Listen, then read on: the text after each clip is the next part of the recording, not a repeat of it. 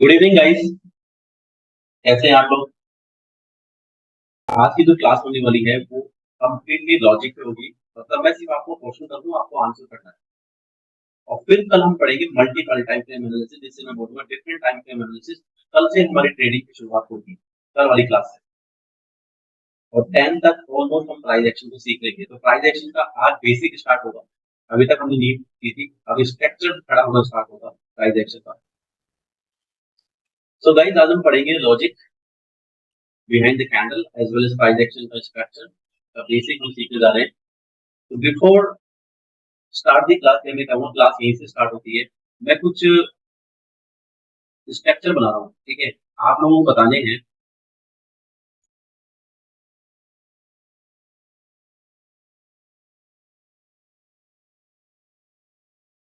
ये मेरे पास में रेड ग्रीन रेड कैंडल है।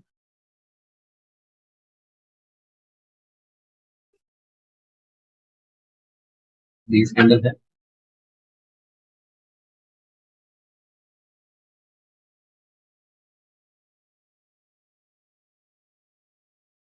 और एक ग्रीन कलर की कैंडल।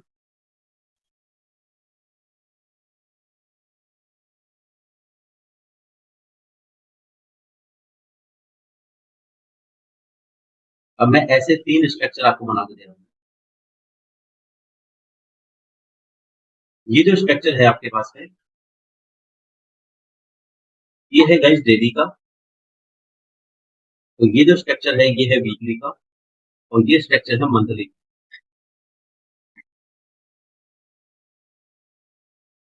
तो सबसे पहले मेरा क्वेश्चन ये है आरडीबीएम कि इन तीनों में स्ट्रक्चर में से कौन सा स्ट्रक्चर पावरफुल है। मैंने सेम एक क्वेश्चन रेज किया था शायद थर्ड क्लास के अंदर। मंथली। यस। क्योंकि ये स्ट्रक्चर का मैं इसलिए आपसे पूछ रहा हूँ कि मल्टीपल टाइम टाइम एनालिसिस में इन तीनों स्ट्रक्चर पर ही डिपेंड करेगी सारी ट्रेडिंग सेटअप। ठीक है, क्योंकि हमें पता है कि मंथली की जो स्ट्रक्चर है इसमें चाहे बेस कैंडल हो, ग्रीन कलर की कैंडल हो या फिर रेड कैंडल, ये जो कैंडल बनी है ये बनी है 20 से 22 दिन के बाय एंड सेलर्स की फाइट से। तो इन तीनों में अगर मैं बात करूं तो मंथली का स्ट्रक्चर पास हो। ठीक है। अब मैं यहाँ पे जो मेरा सेकंड क्वेश्चन आने वाला है वो क्वेश्चन क्या है, इसमें मैं टाइम फ्रेम की बात नहीं कर रहा। ठीक है। सेकंड मेरा क्वेश्चन ये है कि एक मेरे पास में स्ट्रक्चर है ये।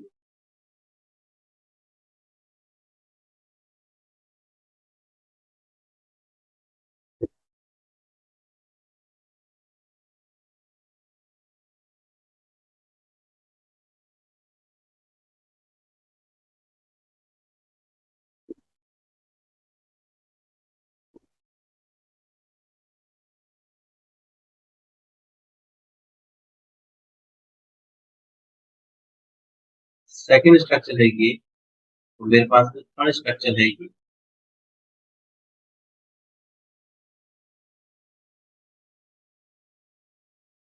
अब यहाँ कोई टाइम फ्रेम की बात नहीं होती, चाहे वो डेली का समझो, वीकली का समझो, मंथली का। I am not talking about the time frame over here. So guys do let me know, इन तीनों स्ट्रक्चर में से सबसे ज्यादा पावरफुल स्ट्रक्चर कौन सा है?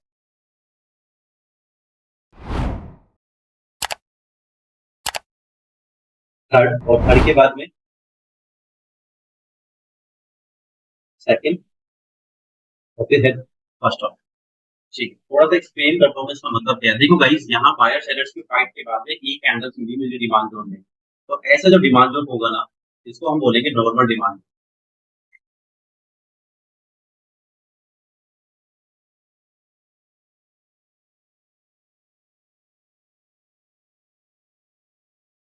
इसको हम बोलेंगे पावरफुल डिमांड जोन। तो इसको मैं बोलूंगा वेरी पावर। क्योंकि अगर मैं इस ग्रीन कैंडल की बात करूं, इस वाली ग्रीन कैंडल की, देखिए गाइस, इस ग्रीन कलर की कैंडल क्लोज हुई है वो similar to the red colour की कैंडल की बात करेंगे। ठीक है, similar to the red colour की कैंडल। सेकंड वाले में जो ग्रीन कलर की कैंडल क्लोज हुई है वो रेड कैंडल के ऊपर क्लोज हुई है। और थर्ड वाले की बात करूं, पहली कैंडल इसके ऊपर क्लोज हुई है और उसके बाद भी मेरे पास में एक ग्रीन कलर की कैंडल। तो गाइस सबसे पहले अगर मैं बात करूं किसी भी बेस्ट जोन आइडेंटिफिकेशन की, तो हमें ध्यान देना है सेकंड नंबर पे और थर्ड नंबर पे। अब से हम जो भी डिमांड जोन को फाइंड आउट करेंगे, उसमें ये नॉर्मल वाली चीज़ तो होगी ही नहीं। ये नॉर्मल तो डिमांड जोन हम मार्क ही नहीं करेंगे। अब हम धीरे-धीरे जाएँगे क्वालिटी वाइज़, क्योंकि इसको हम बोलते हैं क्लोजिंग कॉन्सेप्ट। क्लोजिंग कॉन्सेप्ट क्या होता है गाइस, कि जो मेरी लेग आउट कैंडल है, जो मेरी लेग आउट कैंडल है, वो मेरी लैगिंग कैंडल के ऊपर जाके क्लोज़ होती है, ठीक है? अब देखिए, पहले स्ट्रक्चर में लैगिंग से तो क्लोज़ ही नहीं है, तो ये पावरफुल है नहीं। सेकंड स्ट्रक्चर में लैगिंग से ऊपर क्लोज़ है। क्लोज़ इन द सेंस, ये जो लैगिंग कैंडल का जो हाई पॉइंट है, इसके ऊपर जाके कैंडल की क्लोजिंग होनी चाहिए। ऐसे नहीं होना चाहिए, लाइक मान लीजिए कि प्राइस अप तो गई, ठीक है? अब जाके क्या हुआ, प्राइस में डाउन आ गई, कुछ इस तरह की कैंडल बनी,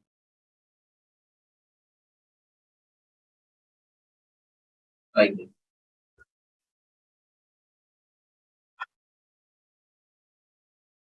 तो ये भी क्लोजिंग भी मान जाएगी। क्लोजिंग इन द सेंस, जो कैंडल का बॉडी पार्ट है, वो लेगिंग कैंडल के ऊपर क्लोज होना चाहिए। इसे बोलते हैं क्लोजिंग, या तो सिंगल कैंडल में या फिर डबल कैंडल के साथ। ठीक है? यहाँ तक क्लियर है? ये है number 1 closing concept. Closing concept 2 तरीके से होता है। जो सेकंड क्लोजिंग कॉन्सेप्ट है, हम उस पे ही ज़्यादा फोकस करेंगे। ये है क्लोजिंग कॉन्सेप्ट, जो कि बहुत ही ईज़ी है। सिंपल सा ध्यान देना है, जो भी आप डिमांड में फाइंड आउट कर रहे हो ना, तो उसकी जो लेग आउट कैंडल की क्लोजिंग है, वो लेगिंग कैंडल के ऊपर होनी चाहिए। क्लोजिंग कैसे होनी चाहिए? जो कैंडल का बॉडी पार्ट है, इसके ऊपर क्लोज होना चाहिए। ऐसे नहीं होना चाहिए कि कैंडल ने इसको क्रॉस तो किया, बट क्लोजिंग है डाउन साइड में। इसका हमें ध्यान, ठीक है? यहाँ तक सबको क्लियर है? और उसके बाद रिपीट अगेन।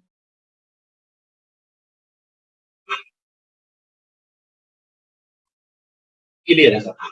ठीक है? अब जो सेकंड क्लोजिंग कॉन्सेप्ट है, वो हम सीखते हैं।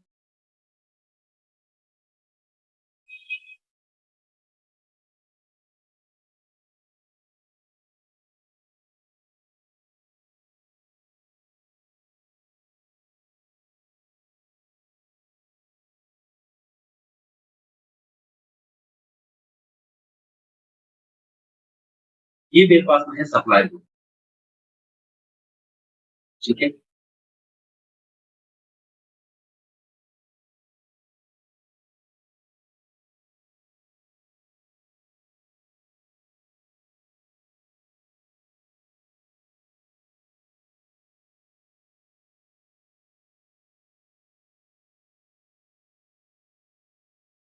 अब गाइस, अब मैं रिपीट भी कर दूंगा। वैसे जो मेन फोकस रहने वाला है हमारा, वो सेकंड वाले पे रहने वाला है, पर इसके साथ ही फर्स्ट वाला भी क्लियर कर दूंगा। मेरे कहने का पॉइंट ये है कि अभी तक हम जो डिमांड भी मार्क कर रहे थे ना, वो नॉर्मल भी मार्क कर रहे होंगे, पावरफुल भी मार्क कर रहे होंगे, वेरी पावरफुल भी मार्क कर रहे होंगे, राइट? बट आज से हमें नॉर्मल डिमांड जोन को तो छोड़ना है। अब मार्क करने हैं पावरफुल और वेरी पावरफुल, ठीक है? ये पॉइंट क्लियर है? पावरफुल का मतलब मैंने क्या बताया आपको, ये मेरी जो लेग आउट कैंडल है, जो कि शो करती है मेरा ट्रेंड की बाइंग ऑफ द जोन, कि मेरा इस लोकेशन पे जो बाइंग ऑफ द जोन है, वो पावरफुल होना चाहिए। पावरफुल कैसे होगा?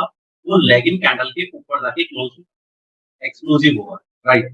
जैसे कि मैं कह सकता हूँ कि जैसे हम कई बार बात करते हैं कि पेंडिंग ऑर्डर को फाइंड आउट करने की, ठीक है? तो मैं कह सकता हूँ कि अगर बायर्स ने यहाँ पे सेलर्स को बीट किया है, तो बीट तो इसी कैंडल की क्लोजिंग के ऊपर जाके करेगा।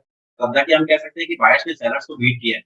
तो इसलिए मैं ये क्वेश्चन रिपीट कर सॉरी आंसर रिपीट कर रहा हूँ, कि जब भी हम डिमांड जोन को देखें, तो अब नॉर्मल डिमांड जोन को छोड़ के हमें पावरफुल और वेरी पावरफुल पे फोकस करना है। लेग आउट कैंडल की क्लोजिंग हमारे लैगिंग कैंडल के ऊपर होनी चाहिए, या तो सिंगल कैंडल के साथ में या फिर डबल कैंडल के साथ। यहाँ तक क्लियर है गाइस? ये था पहला। अब सेकंड में बात करता हूँ। मान लीजिए कि सप्लाई जोन, ठीक है? अब आपको कौन सा डिमांड जोन फाइंड आउट करना है, वो सीखते हैं।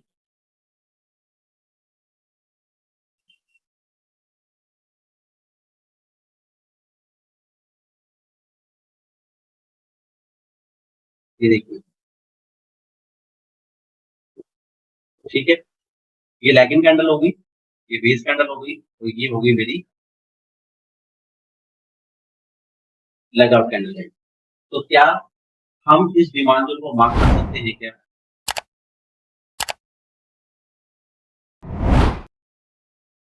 नहीं, नहीं मार्क कर सकते ना, क्योंकि लेग आउट कैंडल की क्लोजिंग लेग इन से ऊपर हुई नहीं।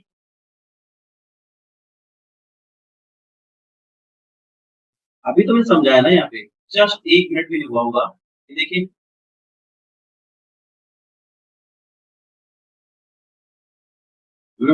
हाई बीट नहीं हुआ बिल्कुल।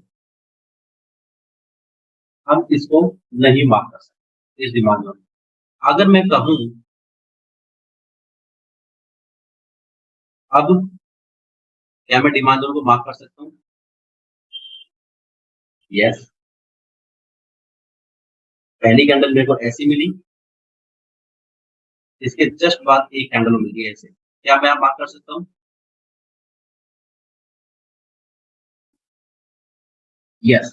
अब मेरा सब देखो, मेरे जो क्वेश्चन के आंसर थे ना वो आपने ऑटोमेटिकली दिए। पूरा पॉइंट कहने का मतलब ये है गाइस मेरा, कि आज से, मतलब मैं हिंदी में लिख दिया, today's, from today's we will take only that kind of zone, demand zone,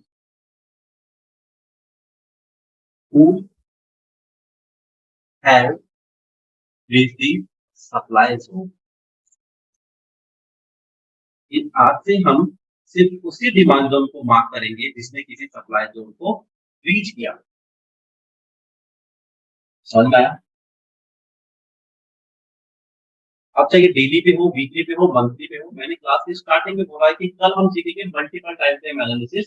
आज की जो क्लास है पूरी की पूरी आपके लॉजिक पे है। उससे क्या बेनिफिट होगा गाइस, मेरे सारे क्वेश्चन है ना, उसके आंसर में चाहता हूँ अब आप ऑटोमेटिकली देना स्टार्ट करें। उसके पीछे का रीजन ये है कि कल की क्लास ज्यादा इजी हो जाएगी सबके लिए। जैसे मैं टाइम फ्रेम का नाम लूंगा तब हम टाइम फ्रेम की बात करेंगे, अभी मैं टाइम फ्रेम की बात नहीं कर रहा, देन वी विल लेंगे। ठीक है?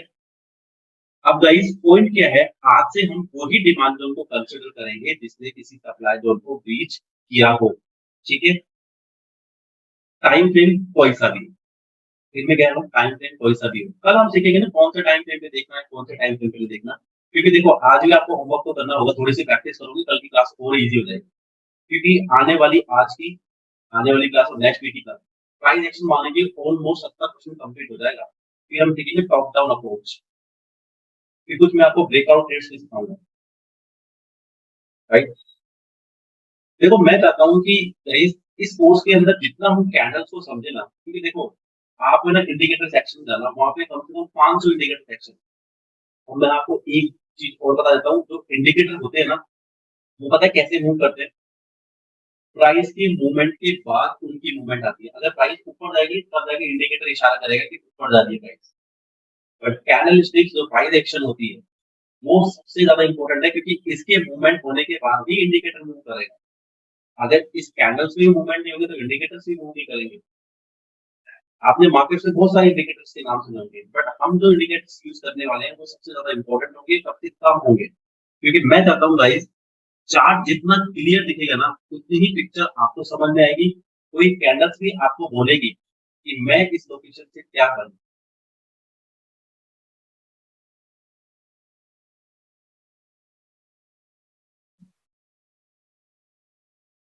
ठीक है? आज से हमें इतना ध्यान देना है कि हम वही डिमांड जोन को कंसीडर करेंगे जिसने पिछला सप्लाई जोन तोड़ा था। जैसे मान लीजिए, फॉर एन एग्जांपल, आपकी जो प्राइस है वो यहाँ चलती है, इस पॉइंट पे मान लीजिए। आप लुक लेफ्ट एंड डाउन करते हैं, डाउन साइड में देखते हो, तो आपको क्या करना है गाइस, इस वाले डिमांड जोन को कंसीडर करना है, क्योंकि इस वाले डिमांड जोन ने पिछले सप्लाई जोन को रीच किया है। जैसे मैं कोई एग्जांपल लेता हूँ, ये तो मंथली का टाइम फ्रेम आ गया है। हम्म,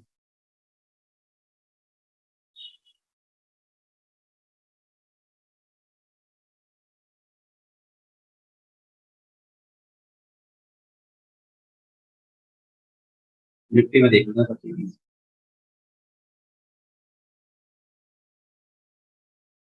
देखो ये वीकली का टाइम फ्रेम दिखाता हूँ मैं निफ्टी का आपको।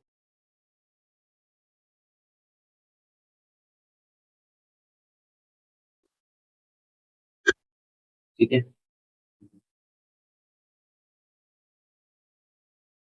ये मत देखो पिक्चर की चीज का आना बाकी है। देखो मैंने बताया था कि क्लास में मैंने ये वाला डिमांड जोन क्यों लिया यहाँ से यहाँ तक, बिकॉज इस वाले डिमांड ने पिछले सप्लाई जोन को तोड़ा और उसके ऊपर जाके क्लोजिंग दी, तभी तो प्राइस आके दोबारा इस डिमांड जोन से चली है।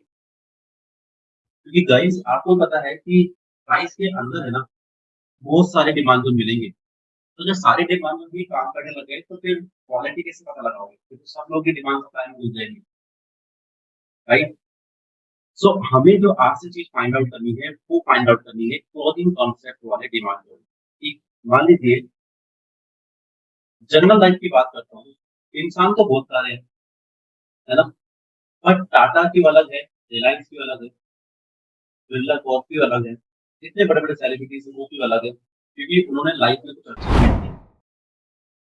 ये तो अलग है क्वालिटी, बिल्कुल। तो वही गाइस हम डिमांड जोन तो बहुत सारे हैं, बट हम वही डिमांड जोन को फाइंड आउट करेंगे जिसने किसी सप्लाई जोन को ब्रीच करके अपने आप को ये शो किया हो कि मैं सप्लाई जोन को ब्रीच करके अपने आप को एक पावरफुल बनाया है, मैंने अपने आप को एक क्वालिटी दी है।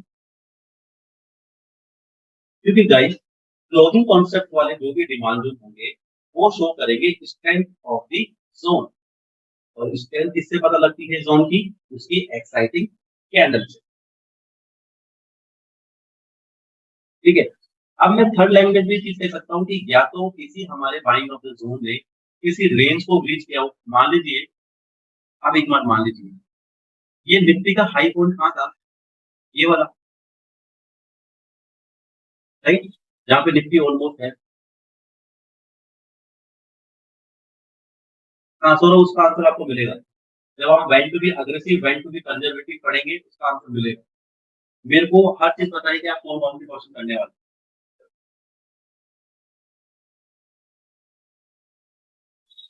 सब चीज का आंसर है। अब देखिए कॉन्सेप्ट समझिए गई कि ये मेरी ऑल टाइम हाई की निफ्टी की प्राइस, ठीक है। अभी सौरभ का जो क्वेश्चन है उसका आंसर नहीं यहाँ देखेंगे। अब ऑल टाइम हाई पे की है निफ्टी, वीक मेरा क्लोज हो गया वीकली का, ठीक है, कल क्लोज हो गया था। अब मान लीजिए इसके ऊपर एक ग्रीन कलर की कैंडल बनती है, तो मेरे पास तो लॉजिकली देखा जाएगा ये, तो पहला डिमांड जोन तो यहीं पे मिल जाएगा, यहाँ से लेकर यहाँ तक। क्योंकि इस वाले डिमांड जोन ने लेट्स सपोज इस वाले ऑल टाइम हाई को तोड़ दिया, तो पहला डिमांड जोन मेरा ये रहा।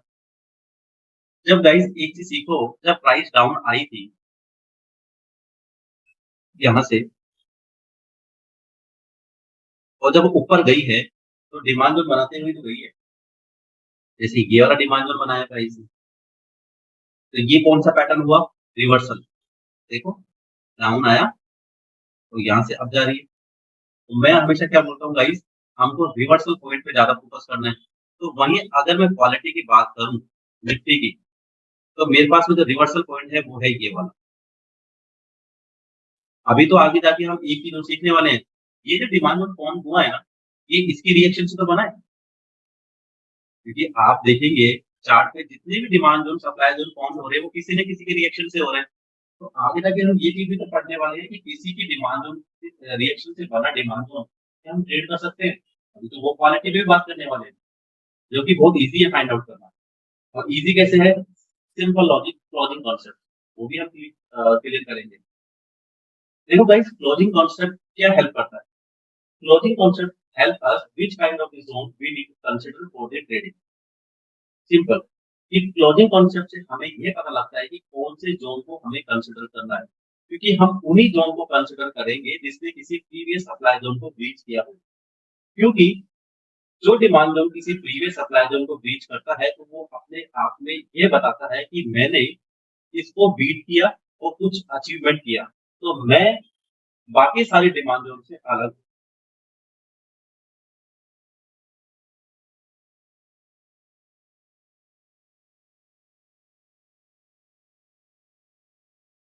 जैसे शाहिद कपूर तो बहुत सारे होंगे ना इंडिया के अंदर, बट हम जैसे शाहिद कपूर का नाम लेंगे तो हमारा सीधा माइंड क्लिक करता है बॉलीवुड स्टार। ठीक है। वही गाइस जब हम क्लोजिंग कॉन्सेप्ट की बात करेंगे तो हम ये छोटे मोटे डिमांड जोन को तो छोड़ ही देंगे। हम फोकस करेंगे उसी डिमांड जोन को जिसने सप्लाई जोन को रीच किया हो, क्वालिटी वाले में बिल्कुल। क्योंकि गाइस क्वालिटी का सप्लाई डिमांड जोन हम इसलिए फाइंड आउट कर रहे हैं क्योंकि हमें एसएल से तो बचना है, मार्केट ट्रैप से तो बचना है। मैंने बताया था कि सबसे ज़्यादा पावरफुल जो डिमांड जोन होता है चार्ट पे वो होता है रिवर्सल पैटर्न। ये तो आप लिख लो भाई, सबसे ज़्यादा पावरफुल।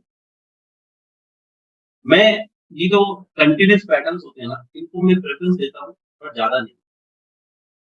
क्योंकि आपको एक चीज़ दिखाता हूँ, जैसे ये कैंडलस्टिक पैटर्न है, इस कैंडलस्टिक पैटर्न में मान लीजिए हर एक कैंडल बनी हुई है वीक के डेटा से, ठीक है? 1 वीक का 1 डेटा है।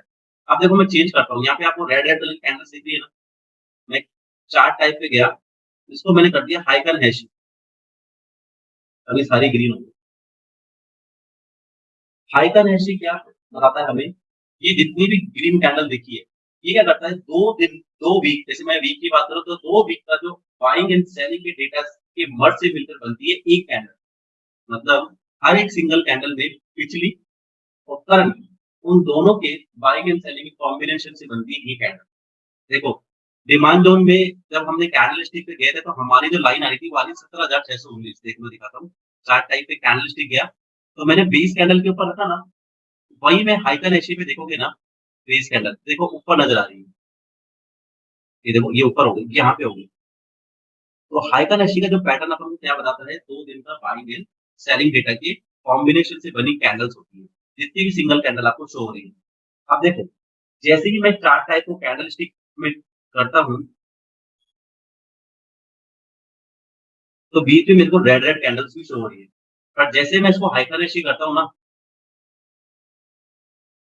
चार्ट टाइप हाइकनेशी, तो देखो सब की सब ग्रीन कैंडल है। तो बताइए मेरे पास में कहाँ पर है कंटीन्यूअस पैटर्न? है ना लॉजिक?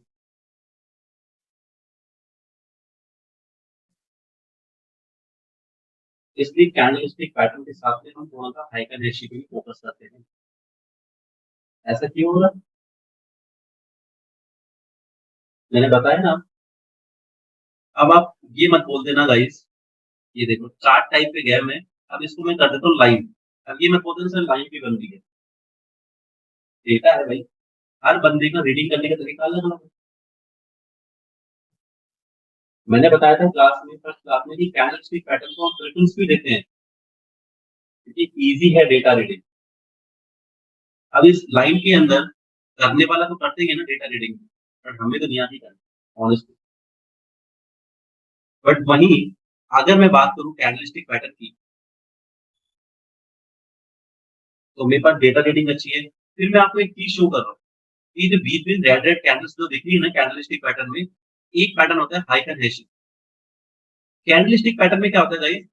जैसे मान लीजिए इस ये जो एक कैंडल बनी है ना 5 दिन के बाइंग एंड डेटा सेलिंग के डेटा से, तो इसमें लेता है 1 वीक का कैंडल, या मैं कह दूँ कि जिसको डेली के मानो, डेली की एक कैंडल बन रही है बाइंग एंड सेलिंग के डेटा से, वो क्या करता है कि करंट कैंडल और प्रीवियस कैंडल की जो बाइंग एंड सेलिंग का जो डिफरेंस होता है ना, उसके हिसाब से एक कैंडल फॉर्म करता है। इसकी थ्योरी अलग है। बट हम क्या करते हैं, हमें देखना है गाइस, हाइकर एनालिसिस से हम ये पता लगाते हैं कि जो बीच-बीच में जो रेड कैंडल बन रही है ना, ये ट्रैप बनाने के लिए बन रही है। बंदे क्या करेंगे, जैसे मान लीजिए कभी-कभी क्या होगा आपका कंटीन्यूअस पैटर्न ब्रेकआउट हो जाएगा। फॉर एन एग्जांपल जैसे मान लीजिए ये पैटर्न है, ये ब्रेकआउट हो जाएगा। तो आप सोचोगे यार ब्रेक क्यों हुआ? क्योंकि हमें पता है कि ये कैंडल जो बीच में रेड वाली है, ये तो 20 कैंडल्स हैं। और हाइकन हैशी से हम ट्रैप होने से बचेंगे, इसलिए हम हाइकन हैशी को यूज़ करेंगे। आप देखेंगे ना मार्केट में कहीं डिमांड जोन टूटेंगे सही ना, ये तो है नहीं कि सब चलेंगे। बट हमें पता लगाना है एक्चुअल पॉइंट, तो हम सपोर्ट लेंगे हाई कनेक्शन का। कि हाई कनेक्शन पैटर्न को जैसे ही मैं अगर फॉर्म करता हूँ चार्ट पे, तो वो मुझे क्या इंडिकेट करता है, ठीक है? तो अब देखो, जहाँ बीच-बीच में 1, 2, 3, 4, 5, 6 रेड कैंडल्स हैं, हाई कनेक्शन का पैटर्न लगाने के बाद में एक भी कैंडल नहीं है। नहीं तो ऐसा होना चाहिए ना बीच में, यहाँ पे भी तो है। विशाल ने बिल्कुल सही कहा कि ऑप्शंस हैं सारे स्टडी करने के, बट हमें क्या करना है, मार्केट को सीखना भी है, मार्केट ट्रैप से बचना भी है। क्योंकि मार्केट तो हमने सुप्रीम होने वाला है भई। इतनी ही अच्छी स्टडी कर लो, जब तक आपकी बेस्ट साइकोलॉजी नहीं है मार्केट को लेके, उसके क्रैक पॉइंट, उसके नेगेटिव पॉइंट्स को आप फाइंड आउट नहीं कर पाओगे, तो आप अच्छे ट्रेडर नहीं बन पाओगे। क्योंकि मैं मानता हूँ कि अगर आपने मार्केट की फेक चीजें निकालना सीख गए ना, फेक चीजें, तो पॉजिटिव पॉइंट आपके पास में वैसे आ जाएंगे।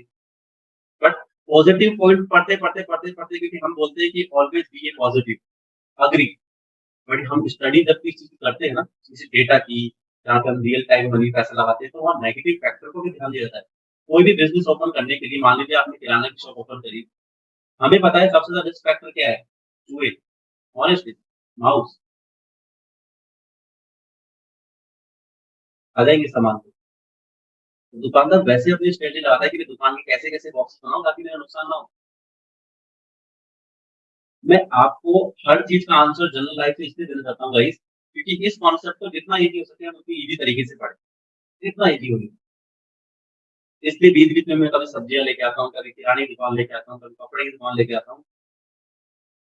बिकॉज हमें पता है कि जितना हम जनरल लाइफ से सीखते हैं, जो हमारे डेली दिनचर्या में जो चीज हम देखते आ रहे हैं, उससे ज्यादा जो चीजें को कनेक्ट करूंगा तो आपको सब चीजें इजी लगेगी। तो आज से रूल्स बना लो, हमें सिर्फ वही डिमांड जोन फाइंड आउट करना है जिसने किसी सप्लाई जोन को क्लोज किया हो।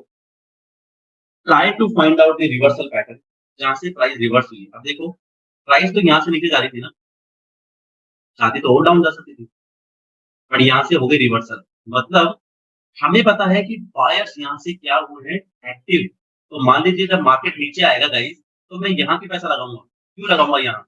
यहाँ भी नहीं लगाऊंगा, मैं मेरे जोन में पैसा लगाऊंगा। यानी कि जब मार्केट 18,000 या 19,000 से डाउन आएगा ना, तो मैं बीच में कहीं पैसा ही नहीं लगाऊंगा। देखो, दो तरह के ट्रेडर होते हैं, अग्रेसिव, कंजर्वेटिव। इसकी कंप्लीट क्लास है, मैं आपको एक्सप्लेन करूंगा, बट छोटी चीज बता देता हूँ। देखो, अगर आपके पास भी वरना है, मेरे पास भी वरना है, बट ड्राइविंग हम दोनों की अलग अलग हो सकती है। हो सकता है कि मैं 120 से चलाऊं उसी वरना को, आप हो सकते हो 90 से चलाओ, या हो सकता है आप 90 से चलाओ, मैं 120 से चलाऊं। तो चीजें हम दोनों के पास में सेम है, बट फर्क क्या है? ड्राइविंग मोड का। जितना तेज चलाऊंगा तो उतने ही रिस्क को साथ में लेके चलूंगा। जितना स्पीड का फैक्टर हो, रूल्स ब्रेकिंग का फैक्टर हो, कोई भी फैक्टर हो, स्पीड रखूंगा, हाई रिस्क है, गाड़ी जा सकती है। वही ट्रेडिंग की अगर मैं बात करूं, जितना आप लो स्पीड, लो रिस्क मैनेजमेंट के हिसाब से सोचेंगे, भले ही आपको ट्रेड मिले, पर जब ट्रेड मिलेगी तो बहुत अच्छी क्वालिटी मिलेगी। एक काम करना, मैंने रिसेंटली, शायद कल या परसों, ग्रुप के अंदर निफ्टी का एक चार्ट शेयर किया था। जब मैंने निफ्टी को रिकमेंड किया था इस वाले पॉइंट से, शायद आप लोगों ने देखा भी होगा। वो पॉइंट था ये वाला, ये वाला पॉइंट देखा था आपको, आपने फ्राइडे को शायद मैंने डाला था। इस वाले पॉइंट से लेकर आज निफ्टी यहाँ है।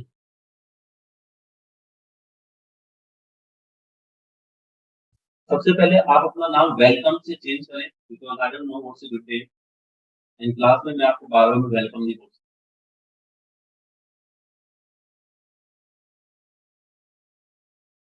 अभी रिसेंटली मैंने पोस्ट किया था, जब मैंने निफ्टी को पोस्ट किया था, उसको टैग करके लिखा कि when I posted the Nifty research, now have a look the Nifty, where Nifty is running of 17,000। देखो, लॉजिकली तो यहीं से बाय हो सकता है, और हमने मान लीजिए अगर ग्रुप यहाँ से शेयर किया तो 17,161 से लेकर 18,826 तक निफ्टी चल रहा है अभी। तो इतनी अच्छी प्रोडिक्शन के लिए, इतनी अच्छी मेहनत की जरूरत होती है, राइट? तो फर्क क्या है कि मान लीजिए अगर मेरा डिमांड जोन यहाँ पे है, इस वाले पॉइंट पे, तो अगर मैं कंजर्वेटिव ट्रेडर हूँ, कंजर्वेटिव मतलब मैं पैसा, मेरा जो हार्ड अर्न मनी है, मैं बड़े आराम से मार्केट में लगाना चाहता हूँ, जब तक मेरे को अच्छा सा सेटअप ना मिले। तो मैं क्या करूंगा गाइस, ये जो भी बीच में मार्केट ऐसे चल रहा है ना, ऐसे, तो मैं कहीं पैसा लगा के अपने कैपिटल को ब्लॉक नहीं करूँ। क्योंकि मेरा मानना ये है, मार्केट में पैसा कमाने से पहले पैसे बचाने पे फोकस करना चाहिए। पैसा बचा हुआ होगा, कमा जाओगे, पर पैसा ही अटका हुआ हो, कैसे कमा सकते हो? भले ही इस प्रोसेस में मुझे 3 महीने लगे, बट मान लीजिए किसी ने यहाँ इन्वेस्ट कर रखा है, किसी ने यहाँ इन्वेस्ट कर रहा है, तो उनसे तो काफी अच्छी बाइंग अपॉर्चुनिटी पे मैं बाय कर रहा हूँ इस पॉइंट से। देखो निफ्टी यहाँ पे चल रहा है। तो मेरा पॉइंट ऑफ व्यू ये है कि become a patient trader. Patience जितना आप मार्केट में रखोगे उतना ही आपके लिए बेस्ट है, क्योंकि ऑप्शंस तो मैं बोलूंगा ही नहीं कि आप करो, सिखाऊंगा जरूर, बट मैं बोलूंगा इक्विटी में ही इतनी अपॉर्चुनिटी है, रिस्क मैनेजमेंट के कैपिटल बढ़ेंगे। तो आज से हमें उसी डिमांड जोन को फाइंड आउट करना है जिसने क्लोजिंग अच्छी की है। सौरभ का क्वेश्चन था कि मान लीजिए इस रेंज को रीच करता है ये वाला डिमांड जोन, तो क्या हम इसे कंसिडर करेंगे? यस गाइस, हम इसे कंसिडर कर सकते हैं, बट उसके लिए हमें थोड़ा-सा रिस्क को मैनेज भी करना पड़ेगा। जैसे कि क्या हम इसको ऑल टाइम हाई दोबारा दे सकते हैं? मैं बोल सकता हूँ नहीं, तभी बोलूँगा यस। तो उसके लिए हमें और ज़्यादा सारी एक्शन सीखने की ज़रूरत है। तो अभी तो हम मार्किंग सीख रहे हैं ना, मल्टीपल टाइम फ्रेम एनालिसिस के बाद जो भी आने वाली क्लासेस हैं, ये मैं कहूँगा कि नेक्स्ट वीक तक तो आपको सारी राम कहानी समझ में आ जाएगी। जब हम महाभारत भी पढ़ेंगे, आपको क्या लगता है स्पोर्ट्स की सिर्फ प्राइज़ एक्शन है? प्राइज़ एक्शन की महाभारत में पढ़ना बाकी है। एक महाभारत हुई थी भीष्म पितामह में, श्री कृष्ण, अर्जुन, दुर्योधन के बीच में। ये महाभारत हो रही है बाय और सेलर्स के बीच। बस इस महाभारत में जब हम इंक्लूड होंगे, तो हमें बायर्स की साइड कब होना है, सेलर्स की साइड कब होना है, वो हमारे पे डिपेंड करता है। तो स्ट्रॉन्ग बुल बन के काम करो, ये स्ट्रॉन्ग बेयर बनो। तो ये है ट्रेडिंग की महाभारत, जो हम आगे आने वाली क्लास में सीखने वाले हैं। एक अच्छा दोस्त हमारी लाइफ में कितनी हमारी हेल्प करता है, तो ऐसे ही हम जब ट्रेड एनालिसिस के बारे में पढ़ेंगे, कि एक ट्रेंड हमें कैसे सजेस्ट करेगा कि मार्केट में बायर्स बनना चाहिए और सेलर्स बनना चाहिए, तो वो चीज़ भी हम पढ़ने वाले हैं। हर चीज़ जनरल लाइफ की जो आपके साथ में कनेक्टेड है, वही सब मार्केट के अंदर। कहते हैं कि trend is a good friend, right? और अच्छा दोस्त आपको तो पता है कि अगर आपकी ज़िंदगी में अच्छा दोस्त हो तो बुरे से बुरा वक़्त भी आराम से निकल जाता है। बुरे टाइम में वो आपका साथ दे देता है। ऐसे ही मार्केट का है ट्रेंड। आपको ट्रेंड बताएगा कि मैं क्या हूँ? मार्केट में मुझे बुल बनना है, यानी कि मार्केट में पैसा लगाना है, मार्केट में बेयर बनना है। और ट्रेंड के साथ ही हम ट्रेड लेंगे, उसका क्या बेनिफिट है? बिना ट्रेंड के अगर हम ट्रेड लेंगे तो उसका क्या बेनिफिट है, क्या नेगेटिव पॉइंट है, वो सब हम करने वाले हैं। तो अभी तक का रूल्स ये है कि हम वही डिमांड जोन को कंसीडर करेंगे जिसने किसी सप्लाई जोन को ब्रीच किया हुआ हो। ठीक है गाइस? सप्लाई जोन को ब्रीच करिए, किसी रेंज को ब्रीच करिए। धीरे-धीरे प्रैक्टिस के साथ में सारे क्लॉजिंग कॉन्सेप्ट भी आपका क्लियर हो जाएगा। प्रैक्टिस करोगे, चार्ट ग्रुप में शेयर करोगे, मैं देखूँगा ना वहाँ पे। रिप्लाई तो करता ही हूँ। जो स्टडी कर रहे हैं सबको रिप्लाई मिलेगा। ठीक है? आई होप कि ये वाला कॉन्सेप्ट आपका क्लियर हुआ होगा। क्योंकि गाइस क्लोजिंग कॉन्सेप्ट की जो थ्योरी है ना, वो आपको बताएगी कि मेरे को यहाँ पे 2:1 लेना है, 3:1 लेना है, 4:1 लेना है, 5:1। ये है क्लोजिंग कॉन्सेप्ट। इसकी कोई क्लास नहीं है, हर एक चीज़ का लॉजिक है क्लोजिंग कॉन्सेप्ट। बट मैं अभी से यही बोल रहा हूँ कि हमें वही डिमांड जोन को कंसीडर करना है जिसने सप्लाई जोन को ब्रीच किया हो। इसके साथ में एक लाइन ऐड कर देता हूँ, फोकस ऑन रिवर्सल। क्योंकि जहाँ से प्राइस का डायरेक्शन चेंज होता है, मैं कहता हूँ कि उसी पॉइंट से बायर्स एक्टिव होते हैं, जिसने डायरेक्शन को ही चेंज कर दिया। ये डायरेक्शन था सेलर्स का, यहाँ से डायरेक्शन चेंज हुआ तो किसका डायरेक्शन हुआ? बायर्स। अब फिर यही डायरेक्शन बताया कि बायर्स पावरफुल है। अब देखो क्या हुआ? देखो हाइकन ऐसे लगाता हूँ मैं एक बार, एक छोटा-सा लॉजिक और देने की कोशिश करता हूँ। हमें पता था कि इस वाले पॉइंट से सेलर्स एक्टिव हो गए, प्राइस को डाउन लाने के लिए, ठीक है? जहाँ से बायर्स एक्टिव हुए, तो अभी आपको पता है कि प्राइस सेलर्स और बायर्स के बीच जाके अटक गई। तो यहाँ भी फाइट चल रही होगी ना एक-दूसरे के बीच, चल रही होगी। क्योंकि जिस पॉइंट से सेलर्स ने प्राइस को नीचे लाना स्टार्ट किया, उसी पॉइंट पे वापस प्राइस आके खड़ी हो गई। अब कैसे पता लगेगा कौन स्ट्रॉन्ग है? कैसे पता लगेगा कि ये वाला ज़ोन, जो ये जो एरिया है, एरिया ऑफ द बाइंग, वो पावरफुल है या नहीं है? जैसे मान लीजिए इसके बाद में एक ग्रीन कलर की कैंडल और बन गई, तो ये मान लीजिए हम कह सकते हैं कि बायर्स ने सेलर्स की कंप्लीट रेंज को ही रीच कर दिया। This is called range breakout. मैंने कहा था कि क्लोजिंग कॉन्सेप्ट को हम अलग-अलग लैंग्वेज में बात करें, ठीक है? तो हमें ये जो चीज़ फाइंड आउट करनी है कि प्राइस ने सेलिंग कहाँ से बनाया? प्राइस ने सेलिंग कहाँ से बनाया? तुम्हें पता है यहाँ से लेके यहाँ तक बनाया, यहाँ से रिवर्सल आया। अब इसके बाद में अगर ये रेंज ब्रेकआउट हो जाएगी, तो उसके बाद में जब मार्केट इस पॉइंट पे आएगा तो हमारे को यहाँ से मार्केट में एंट्री लेनी है दोबारा से। क्योंकि हमें पता था कि जब मार्केट लास्ट टाइम इस पॉइंट पे आया था, तो बायर्स ने सेलर्स को ब्रीच करके उसकी रेंज को ब्रीच किया, क्लोजिंग भी दी और वापस से प्राइस इस लोकेशन पे आया। तो हमें इस रेंज से बाय करनी है और प्राइस में एंटर होना है। कहाँ तक एंटर होना है वो हम टारगेट वाले पॉइंट्स में पढ़ेंगे। इसलिए मैंने अभी एंट्री स्टॉप लॉस टारगेट नहीं पढ़ा है। मैं सिर्फ ये बताया हूँ कि प्रॉक्सिमल लाइन ही हमारी एंट्री लाइन होगी, डिजिटल लाइन ही हमारी स्टॉप लॉस। तो स्टॉप लॉस के साथ में हमें कुछ अप एंड डाउन करने पड़ेंगे, वो हम आने वाली क्लासेस में पढ़ेंगे। आई होप कि ये जो टॉपिक है क्लोजिंग कॉन्सेप्ट का सबको क्लियर है। तो मैं आगे टॉपिक पे बढ़ूँ।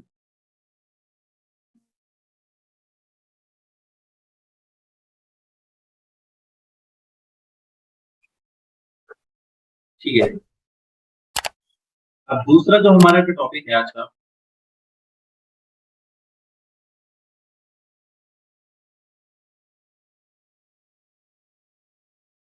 वो है गैप कॉन्सेप्ट। ठीक है। अब देखना, significant gap plus base candle, हम इसको बोलेंगे एक्साइटिंग कैंडल। सिग्निफिकेंट गैप क्या होता है वो भी मैं अभी आपको एक्सप्लेन करूंगा। ठीक है। देखो, सिग्निफिकेंट गैप क्या होता है गाइस?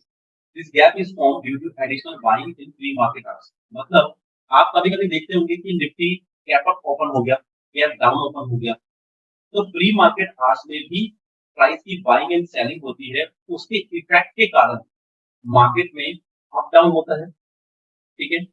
प्राइस गैप में ओपन होती है।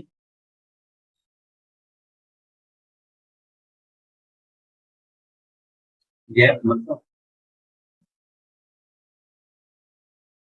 गैप मतलब बताते हैं।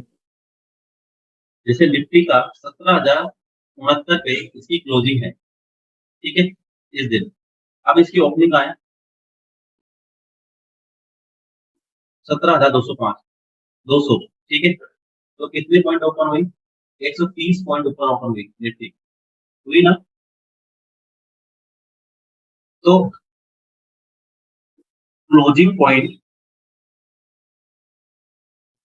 और अगले दिन की जो ओपनिंग पॉइंट है, इसके बीच का जो डिफरेंस होता है उसे हम बोलते हैं गैप। क्लियर?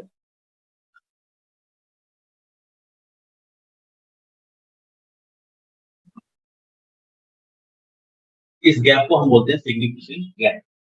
अब देखो, सिग्निफिकेंट गैप होने के बाद में, ठीक है, आपको समझ में आ गया ये सिग्निफिकेंट गैप है। गैप होने के बाद में प्राइस दो तरह के कैंडल बनाए। कैसे? जैसे मान लीजिए, मैं पूरा एक चार्ट ही बना देता हूँ। ये एक रेड कैंडल में ले लेता हूँ। ठीक है। और ये मैंने बेस में ऊपर। ठीक है। बेस कैंडल के बाद में, अब जैसे मान लीजिए मार्केट में गैप ओपनिंग होती है, ये मैं कह सकता हूँ सिग्निफिकेंट गैप के साथ में मार्केट ओपन होता है, तो कितने तरह की कैंडल बनाया गया इस, बताएं। मैं पूछ रहा हूँ टाइप्स ऑफ कैंडल। तो आपको पता है टोटल तीन तीन टाइप की कैंडल होती है। तो वैसे देखा जाए दो टाइप की कैंडल होती है। हो सकता है कि नेक्स्ट डे या तो ये बनाए ऐसी कैंडल, चांसेस बता रहा हूँ, या फिर बनाए ऐसी कैंडल। और कोई चांस हो सकता है क्या? नहीं, पॉसिबल ही नहीं। अब मैं देखो गाइस, अगर ग्रीन कलर की एक्साइटिंग कैंडल बनाना है तो कोई दिक्कत वाली बात ही नहीं। ठीक है। अब मान लीजिए गाइस, इस ग्रीन कलर की कैंडल बन रही है, तो मैं तो उसको ले ही नहीं रहा, क्योंकि ये तो साफ साफ शो कर रही है कि यहाँ से मार्केट में अच्छी बुल हुई है। अब मैं बात करता हूँ इस बेस कैंडल की। अब इसके दो तरीके हैं, या तो ये कैंडल ऐसे क्लोज हो, नेगेटिव के ऊपर, नेगेटिव के आसपास, या फिर क्लोज हो लाइक दिस। तो ध्यान रखना, जब भी हमारी सिग्निफिकेंट गैप के पास में कोई बेस कैंडल हो, colour of the base candle would be red या ग्रीन, कोई मैटर नहीं करता। मैटर करेगा कि आपकी इस गैप वाली कैंडल की क्लोजिंग इस लेगिंग के ऊपर हो। ठीक है। ऐसे कैंडल को हम बोलेंगे एक्साइटिंग कैंडल। एस क्यों? मान लीजिए तो गैप अप ओपनिंग हुई, गैप अप ओपनिंग नहीं होती तो ये कैंडल क्या मैं कह सकता हूँ ऐसे बनेगी। Can I say that? देखो नॉर्मल कैंडल के साथ में मैंने गैप को फिल कर दिया। तो जब भी आपको बेस कैंडल के बाद में कोई सिग्निफिकेंट गैप के साथ में कोई भी बेस कैंडल मिलती है जिसकी लैगिन के ऊपर क्लोजिंग है, तो इस बेस कैंडल को हम बोलेंगे एक्साइटिंग कैंडल। क्लियर है गाइस?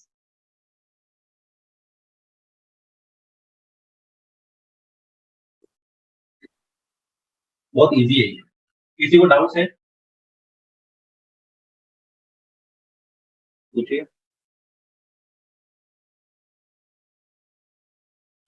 रिपीट। सिंपल, मैं रिपीट करता हूँ दोबारा से।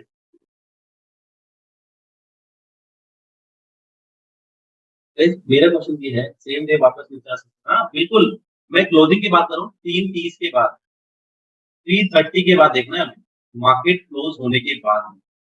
मैंने बताया रनिंग मार्केट में चेक ही नहीं कर सकते, रनिंग मार्केट की कैंडल को हम कभी भी एक्साइटिंग कैंडल नहीं मान सकते, किसी भी जोन में कंसीडर नहीं कर सकते। अभी मान लो कोई जून मंथ की रनिंग कैंडल है, जैसे मान लीजिए निफ्टी की मान लो, क्या इसको आप बेस कैंडल लोगे? नहीं, हम कुछ भी नहीं ले सकते। हम कुछ भी नहीं ले सकते। हमें क्या पता मार्केट कल वापस से अगले 15 दिन तक डाउन आ जाए तो ये रेड कैंडल बन जाएगी। राइट? आप पॉइंट समझो, ये एक रेड लेगिन कैंडल है, अब बेस कैंडल है। मार्केट में क्या होगा गाइस कि बिफोर प्री मार्केट मतलब बायर्स ने ज्यादा बाइंग के ऑर्डर्स आ गए, उसने सेलर्स को बीट किया, तो सब सेलर्स को बीट किया, तो मैं मानता हूँ कि प्राइस मान लीजिए अगर 3:30 के बाद में यहाँ पे बेस कैंडल बनती है ऐसे, मतलब सिग्निफिकेंट गैप तो है बट बेस कैंडल है। Base candle in the sense कि प्राइस ने इस वाली रेड कैंडल को भी ब्रीच नहीं किया। ये देखो ब्रीच नहीं किया इसको, ठीक है, तब तो ये कैंडल कुछ भी नहीं है। ठीक है, अगर मान लीजिए प्राइस ने इसको ब्रीच किया, भले ही ओपन यहाँ पे हुई हो, सेम, मैं सेम कैंडल बना रहा हूँ, बट इसको ब्रीच कर दिया हो ऐसे, तो मैं इसको ऐसे सिंपल सी कैंडल बनाता हूँ लाइक दिस। तो ये जो बेस कैंडल है ना गाइस, तो हम इसको बेस कैंडल नहीं बोलेंगे। ये एक हिसाब से देखा जाए, इस कैंडल का जो फॉर्मेशन है वो ऐसे है। मैं आपको एक गैप फिल करके दिखा रहा हूँ कि अगर ये कैंडल गैप अप ओपन नहीं होती तो ये कैंडल ऐसे बनती। ये समझाना चाह रहा हूँ मैं आपको, इसका हिडन कॉन्सेप्ट बताना चाह रहा हूँ कि मान लीजिए वो तो मैंने दिखा दी कि बेस कैंडल है, अगर ये बेस कैंडल नहीं होती तो हो सकता है कि ऐसी कैंडल दिखने में ऐसी कैंडल दिख रही है ना, तो इस बेस कैंडल को हम बोलेंगे एक्साइटिंग कैंडल। तभी मैंने फॉर्मूला लिखा है सिग्निफिकेंट गैप, इन दोनों के बीच में जो गैप है वो सिग्निफिकेंट है, प्लस बेस कैंडल, इसको हम बोलेंगे exciting candle. Colour of the base candle, तो ये बेस कैंडल है, वैसे तो कोई मैटर नहीं करेगा, चाहे रेड हो चाहे ग्रीन हो, बस लेगिन के ऊपर क्लोज होना चाहिए बस। अब मान लीजिए इस बेस कैंडल के बाद में भी आपको मिल गई एक ग्रीन कलर की exciting candle, for an example ऐसे, फिर तो देखिए ये तो बेस कैंडल है, तो ये भी हमारे पास में डिमांड जोन है और ये भी हमारे पास में डिमांड जोन है। ये मैंने पहले आंसर कर दिया कि कोई पूछे तो क्या इस बेस कैंडल पे हम पीएल लाइन डीएल लाइन रख सकते हैं? यस गाइस, इस पीएल लाइन पे और डीएल लाइन पे हम रख सकते हैं। अब मैं आपको एक नए तरीके से और सिखाता हूँ इसको, ये फॉर्मेट बनाना। अब देखो, अब आप कंपैरिजन करोगे तो आपको इजीली समझ में आएगा।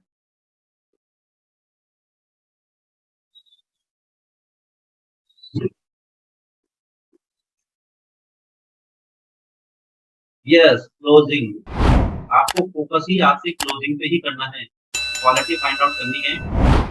ठीक है, या तो आपके साथ में आपके पास में केस होगा ऐसे,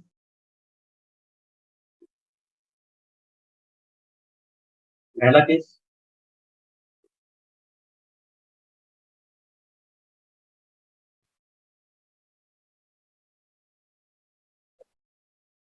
मैक्सिमम 3 केस होंगे, तो तीनों केस में बना देता हूँ आपको और इजी तरीके से समझ में आए। ठीक है, पहले केस के अंदर क्या होगा, ये जो कैंडल की क्लोजिंग है ये लैगिंग के अंदर ही होगी, लाइक दिस। तो सिग्निफिकेंट गैप तो है, बट क्लोजिंग क्या है, इस रेड वाली लैगिंग के अंदर है। ठीक है, पहले पॉइंट पर लिख सकता हूँ क्लोजिंग इज नॉट गुड। ठीक है, भले ही अगर मैं इसको अज्यूम करूं तो मैं कैसे अज्यूम कर सकता हूँ कि कैंडल ऐसे बनी होगी। ठीक है, सेकंड वाले केस में बात करूं, अगर इसकी क्लोजिंग है लाइक दिस, तो मैं कह सकता हूँ इस हाई के ऊपर इसने क्लोजिंग दी है।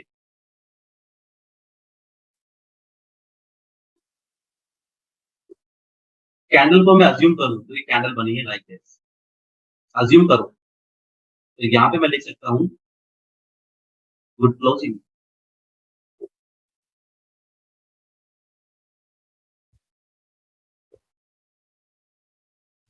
ठीक है, तीसरे वाले केस में मैं बात करूंगा, ये हो सकता है कि मेरी कैंडल की क्लोजिंग हो जाए यहाँ पे। ठीक है, रेड के ऊपर ही, तो ये क्या हुई, गुड क्लोजिंग। ठीक है, अब हो सकता है कि नेक्स्ट डे वापस से मेरे को एक ग्रीन कलर की कैंडल मिल जाए लाइक दिस।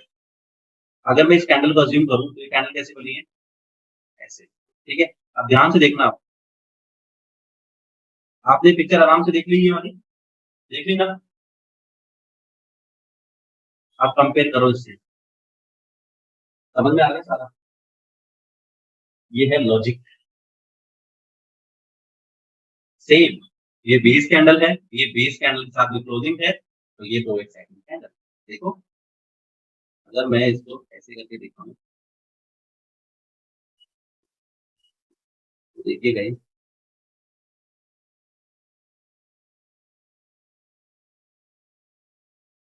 ऑलमोस्ट आपको समझ में आ रहा होगा।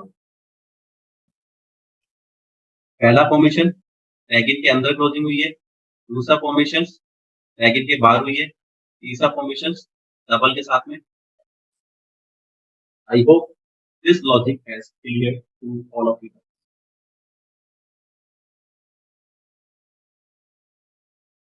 ठीक है, एंट्री स्टॉप लॉस क्या होगा, अगर मैं पीएल लाइन डीएल लाइन की बात करूँ, इसकी नॉर्मल मार्किंग होगी, हम नहीं लेने वाले।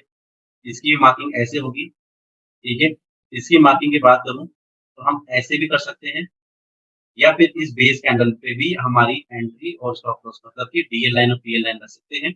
इसका मतलब कि इन दोनों में से किस पे फोकस करना है वो अब हम सीखते हैं। यहाँ पे बेस कैंडल है, यहाँ पे बेस कैंडल है, यहाँ पे भी पीएल लाइन डीएल लाइन रख सकते हैं, यहाँ पे PL line DL line. But ये होगा अग्रेसिव, मतलब थोड़ा सा रिस्की। ये होगा कंजर्वेटिव, थोड़ा सा कम रिस्की। ठीक है, अब मैं बात करता हूँ आपको ओरिजिन ऑफ द प्राइस। बहुत सिंपल टॉपिक है, ओरिजिन ऑफ द प्राइस क्या होता है वो सीखें।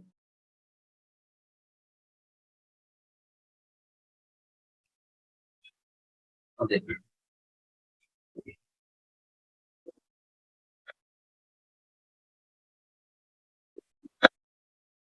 ओरिजिन का मतलब क्या होता है, इसको पता है।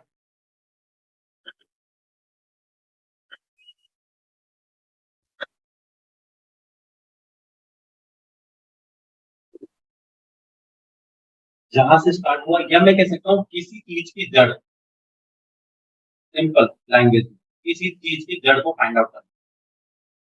राइट,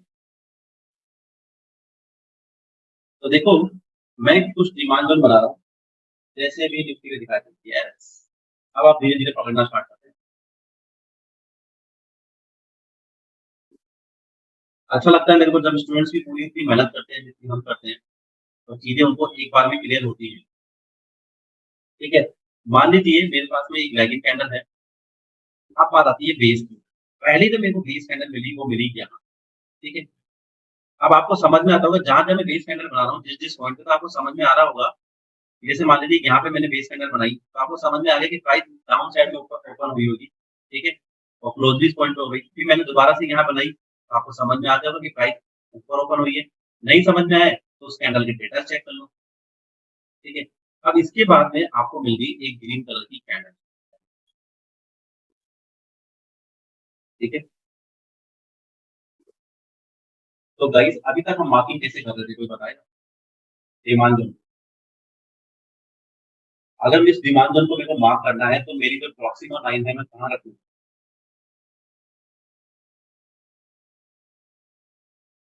बेस कैंडल यानी highest volume of the base candle, ठीक है। और डिजिटल लाइन देखूंगा lowest wick of the entire. अब मुझे क्या करना है, थोड़ा सा फॉर्मूला चेंज करना है, प्राइस को ओरिजिन फाइंड आउट करना है। ओरिजिन कैसे फाइंड आउट करूंगा, लॉजिक समझो। प्राइस यहाँ पे क्लोज हुई, नेक्स्ट डे प्राइस यहाँ क्लोज हुई, मान के चलते हैं। अगले दिन प्राइस थोड़ी सी डाउन ओपन हुई, डाउन होके मान लीजिए यहाँ क्लोज हुई या फिर यहाँ क्लोज हुई फॉर एन एग्जाम्पल। फिर अगले दिन फिर ओपन हुई, यहाँ क्लोज हुई या फिर यहाँ क्लोज, कहीं भी मान लीजिए क्लोजिंग पॉइंट, फिर उसके बाद में ग्रीन कैंडल। मतलब इस प्राइस को आप अच्छे से फोकस करो तो कहीं ना कहीं प्राइस आपको ऐसी नजर नहीं आ रही, देखो डाउन और यहाँ से रिवर्स। प्राइस यही कहना चाह रही है गाइस, देखो मैं चाह रहा हूँ कैंडलस्टिक पैटर्न को थोड़ा सा फोकस होकर देखने की जरूरत है बस। देखो प्राइस अगर मान लीजिए यहाँ से डाउन आ रही है तो एक हिसाब से स्ट्रक्चर ऐसा लग रहा है कि प्राइस यहाँ तक गई, इसी एरिया को देखोगे तो ये यहाँ तक गई और इसी पॉइंट से रिवर्सल आया। तो गाइस ध्यान रखना, हमें क्या करना है, जो लेग आउट वाली कैंडल है, लेग आउट वाली जो कैंडल है, मान लीजिए किसी भी जोन में 3 बेस कैंडल है, ये 4 बेस कैंडल है, वहीं पे ज़्यादा फ़ोकस करना है। 1-2 में तो भाई फ़ोकस ही नहीं करना। किसी भी ज़ोन में 3, 4 या 5 जब मैक्सिमम बेस कैंडल हम लेते हैं, तो हमें क्या करना है, लेग आउट कैंडल के पास वाली दोनों कैंडल, सुनना ध्यान से, लेग आउट कैंडल के पास वाली दोनों कैंडल को लेना है। तो हमारी जो एंट्री लाइन है, वो आप यहाँ भी रख सकते हो, मतलब हमारी जो पीएल लाइन यहाँ पे रख सकते हो या आपकी पीएल लाइन को आप यहाँ भी रख सकते हो, ठीक है। हमें लेग आउट कैंडल की नियरेस्ट 2 कैंडल्स पे फ़ोकस करना है, ध्यान रखना। क्योंकि इन दोनों कैंडल के अंदर ही सबसे ज्यादा एरिया ऑफ द बाइंग रहता है, ठीक है। या मैं कह सकता हूँ पेंडिंग ऑर्डर से। तो आप यहाँ भी रख सकते हो और यहाँ भी, बट आपकी जो डिजिटल लाइन है ना, वो कहीं चेंज नहीं होगी, वो तो यहीं आएगी। जो डिजिटल लाइन है उसके साथ तो छेड़खानी करनी ही नहीं है। डिजिटल लाइन है वो आपकी यहीं आएगी।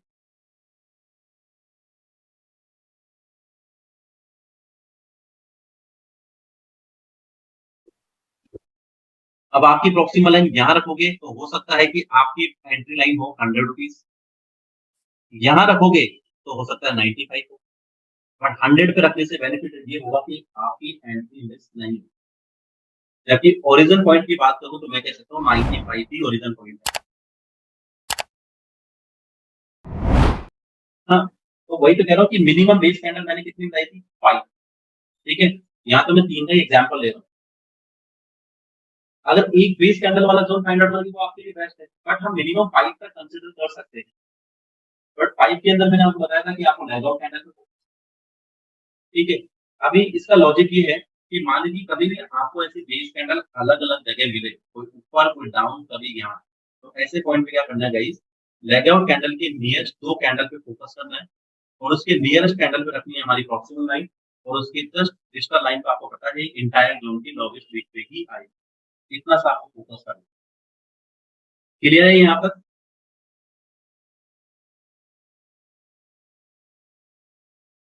क्योंकि मैं अब बात करने वाला हूँ सप्लाई जोन की। अगर कोई यस करेगा तो मैं आगे बढ़ूँगा, नो करेगा तो रिपीट करना।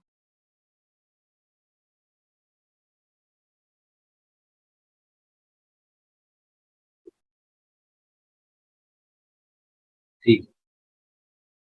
अब मान लीजिए सप्लाई जोन के बेस पे एक बेस कैंडल मेरी यहाँ है, आंसर आपको करना है गाइस। दूसरी बेस कैंडल यहाँ है, ठीक है। तीसरी बेस कैंडल है मेरी यहाँ और उसके बाद में ये मेरे पास में है रेड कलर की लेग आउट कैंडल, ठीक है। अब ये बताओ गाइस, हमें कौन सी 2 कैंडल पे फोकस करना है हमारी प्रॉक्सिमल लाइन पे?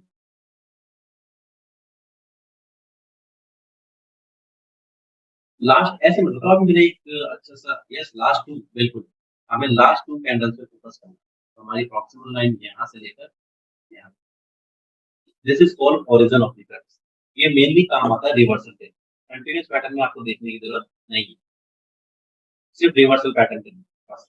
देखो इससे बेनिफिट क्या होगा गाइस, मान लीजिए अगर एक बेस कैंडल है आपकी इस पॉइंट पे, मान लीजिए एक बेस कैंडल है आपकी इस पॉइंट पे, तो इसकी जो एंट्री लाइन है वो है मान लीजिए 105, तो आपको 5 रुपए एक्स्ट्रा देने की जरूरत है। क्योंकि जो भी पेंडिंग ऑर्डर्स मैं कह सकता हूँ या फिर जो बायर सेलर्स के फाइट के बाद जो रिजल्ट आया वो लेग आउट कैंडल से आता है। तो सबसे ज़्यादा फाइट कौन सी कैंडल से चली होगी लॉजिकली? नियरेस्ट कैंडल से ज़्यादा चली होगी। क्योंकि यहाँ पे मान लो फाइट चलना स्टार्ट हुई, अब देखिए इतनी पावरफुल फाइट्स होती है, बायर्स तो यहीं से जीत जाते हैं ना। ये 4 दिन तक फाइट क्यों चली? यानी कि फाइट के पहले दिन तक, 2 दिन तक जो भी कैंडल्स होती है वो ज़्यादा पावरफुल होती है, तो उन कैंडल्स को हम ज़्यादा प्रायोरिटी पे रखने वाले हैं। इसलिए हमें लेग आउट कैंडल के जस्ट नियरेस्ट 2 कैंडल्स पे हमें फोकस करना है। I hope this topic is clear to all of you guys.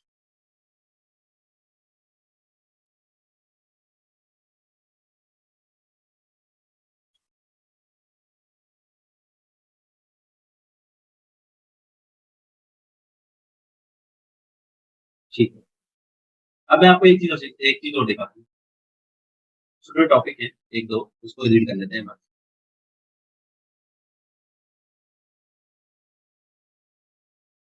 Distribution of buying. अब डिस्ट्रीब्यूशन का मतलब क्या समझते हैं बताएँ?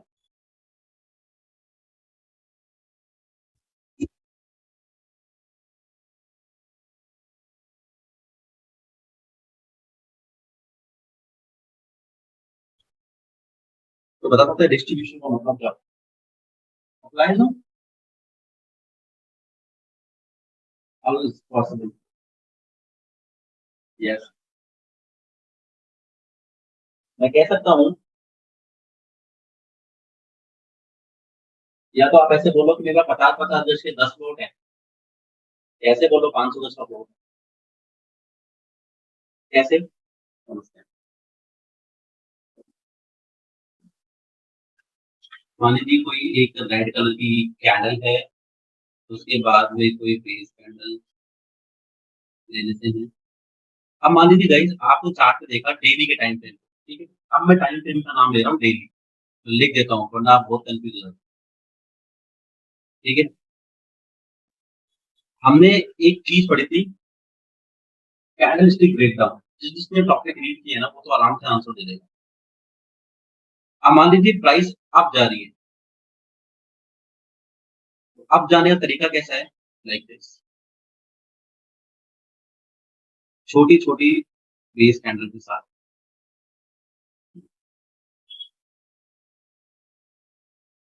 ठीक है? ये प्राइस जा रही है अप।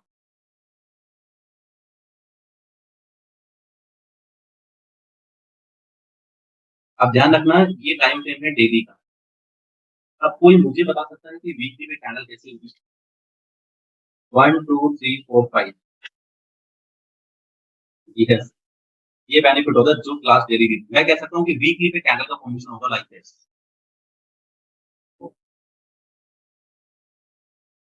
समझ में आ गया ना? देखो क्लास देखने का बेनिफिट और वीकेंड पे मैं क्लास ले रहा हूँ तो आई होप कि 4 डेज के अंदर या 5 डेज में आप कुछ तो प्रैक्टिस करते होंगे। सभी करते हैं ना प्रैक्टिस। यही मैं डेली क्लासेस लूँ तो मुझे कोई इश्यू नहीं है क्लासेस लेने का, बट रीज़न क्या है गाइस, हो सकता है आज जो टॉपिक पढ़ा हूँ आप कहीं जॉब पे रहते हैं, कहीं भी रहते हैं तो आज आप पढ़ ना पाएँ, ठीक है? मैं एग्ज़ाम्पल देता हूँ आपको। इसका एक एग्ज़ाम्पल मैंने देखा था, अशोक लीलैंड का नाम है स्टॉक्स का, ठीक है? अब ये देखो, यहाँ से गाइस देखो आप, कैसी है कैंडल्स, डिस्ट्रीब्यूशन हो रखा है, छोटी-छोटी कैंडल्स के साथ में आपको दिख रहा है साफ, कि प्राइस में ये ग्रीन कलर की कैंडल्स बनी हुई है, अप साइड का मूवमेंट साफ क्लोज़ हो रहा है।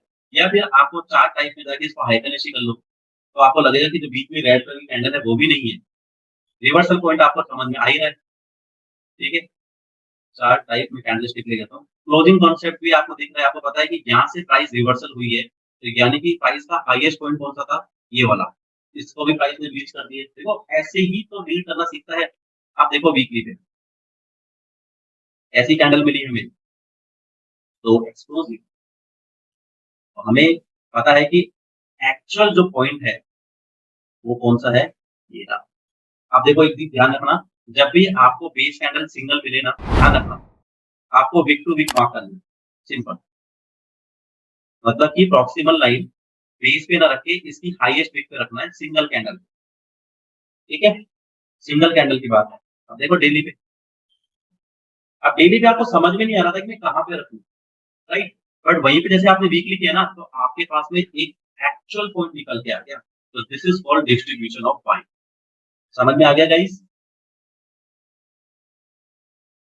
हाँ, बेस कैंडल की वीक पे और किसी वीक पे पता नहीं। ठीक है, अब देखो, अब इसमें एक लॉजिक दिखाता हूँ आपको मैं। मंथली के टाइम फ्रेम पे जाता हूँ, ठीक है। आपको हर क्लास में एक छोटा छोटा लॉजिक पे बात करता रहूंगा। देख, अगर मैं ईयरली पे जाऊँ या फिर मंथली पे दिखाता हूँ पिक्चर।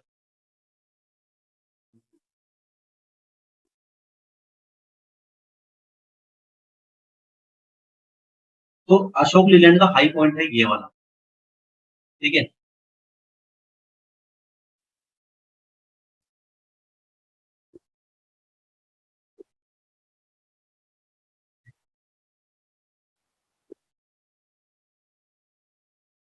क्या होगा? चलो वीकली पे देखो, ये इसका हाई पॉइंट, ठीक है।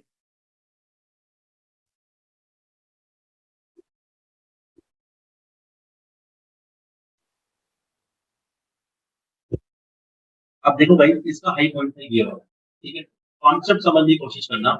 प्राइस ने एक बार इसके हाई पॉइंट को ऊपर गई, तो सेम निफ्टी की तरह हुआ होगा कि बायर और सेलर्स में कौन जीतेगा। तो कहीं ना कहीं सेलर्स ने थोड़ा सा दबाव देके प्राइस को डाउन साइड में लेके आया, ठीक है। लेकिन बायर्स बोलते हैं कि मैं कमजोर नहीं हूँ। ये इसका हाई पॉइंट था, पहले प्राइस यहाँ तक गई, सेलर्स ने थोड़ा सा प्राइस को नीचे धकेला और वापस से प्राइस ऊपर जा रही है इस पॉइंट पे। अब मुझे कोई लॉजिक बताओ, ये प्राइस एक्शन जो हमने स्टडी की है, वापस से प्राइस उसी पॉइंट पे गई, तो सबसे ज्यादा फाइट किस चीज की हो रही है? सेलर्स चाहते हैं कि प्राइस को नीचे डालें और बायर्स के चाहते हैं प्राइस को ऊपर ले जाए, राइट। क्योंकि सबसे पीक पॉइंट है, ये हाईएस्ट पॉइंट रहा है, राइट गाइस। अब हमें पता है कि कौन जीतेगा, पता है कौन जीतेगा? बायर्स। अब बताओ मैंने प्रिडिक्शन कैसे लगाई? 90% केस में तो बायर जीतेंगे, बाकी 10% तो स्टॉप लॉस हो सकता है। कैसे? एक लॉजिक देता हूँ आपको। हाईएस्ट पॉइंट पे थी जब प्राइस, ठीक है, मुझे पता था सब पूछेंगे कैसे। हाईएस्ट पॉइंट पे प्राइस थी, तो प्राइस ने एक बार उसको हाईएस्ट पॉइंट पे लगाया। अगर गाइस एक बात है, ये सिंपल सा लॉजिक है, ठीक है।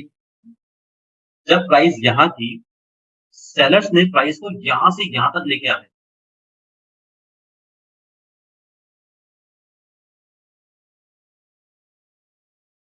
इस पॉइंट से लेकर इस पॉइंट,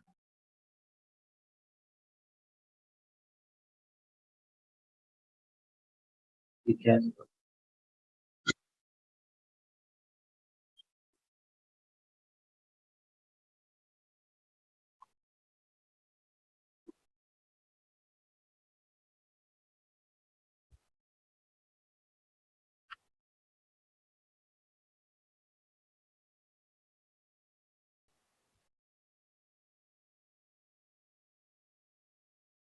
ठीक है, ये हाईएस्ट पॉइंट, ठीक है।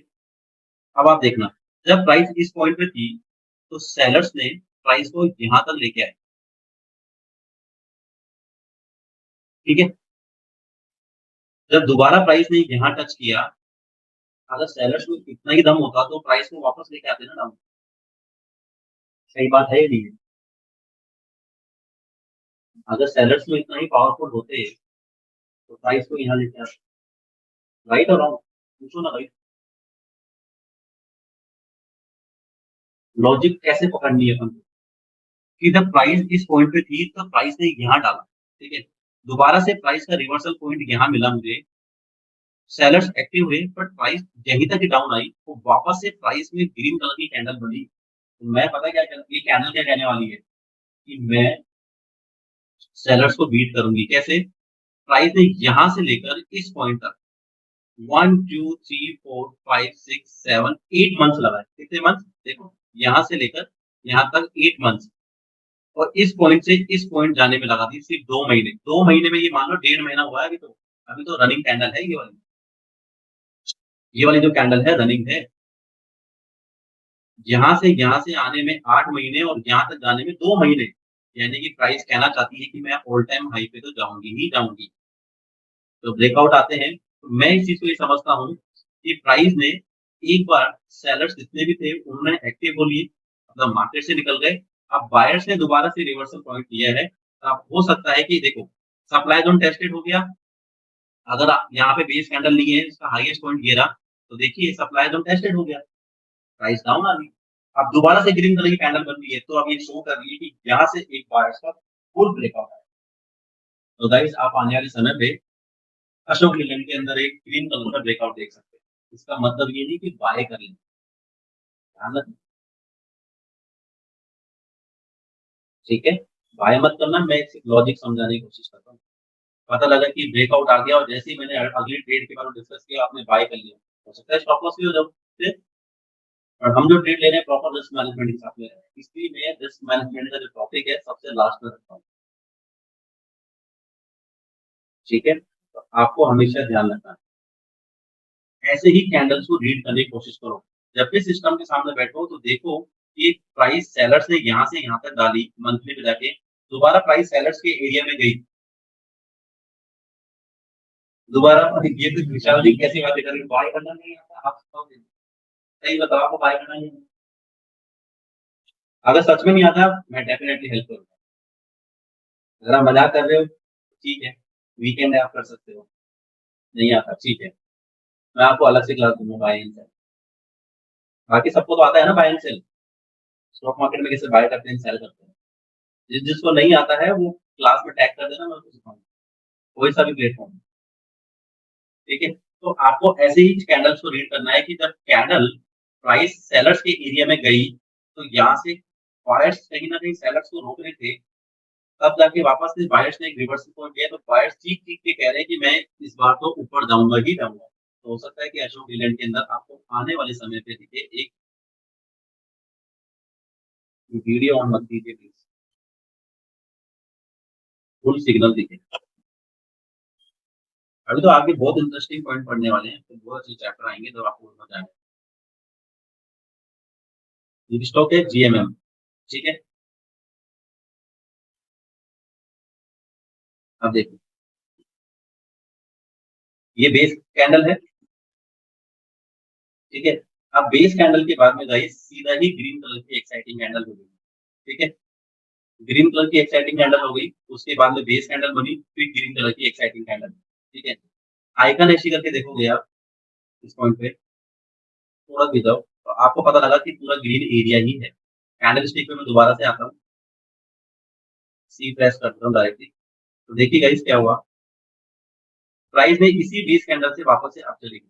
तो हम सीखेंगे आगे when to be aggressive, when to be conservative, ठीक है? अभी तो आप सीखेंगे कि विंडो गैप क्या होता है। तो इस बेस कैंडल के बाद में ग्रीन कैंडल बनी है, सबसे ज्यादा सिग्निफिकेंट गैप के साथ ये कैंडल ओपन हुई है, तो यहाँ पे पावरफुल डिमांड होने के चांसेस हैं। तो आपकी एंट्री यहाँ से बनेगी, जहाँ से कैंडल गई है, और आपकी एंट्री यहाँ से बनेगी। इस प्राइस एक्शन में 2 से 3 तरीके से एंट्री बनेगी, वो मैं सिखाऊंगा, when to be aggressive, when to be conservative, ठीक है? वही सप्लाई जोन में देखिए आप, बेस कैंडल के बाद में डाउन साइड में रेड कलर की बेस कैंडल बनी, तो ये कैंडल क्या होगी, सिग्निफिकेंट गैप के साथ में रेड कलर की बेस कैंडल, तो ये कैंडल को हम बोलेंगे एक्साइटिंग कैंडल। तो इसकी मार्किंग कैसे होगी, लाइक दिस, यहाँ से लेकर, ठीक है?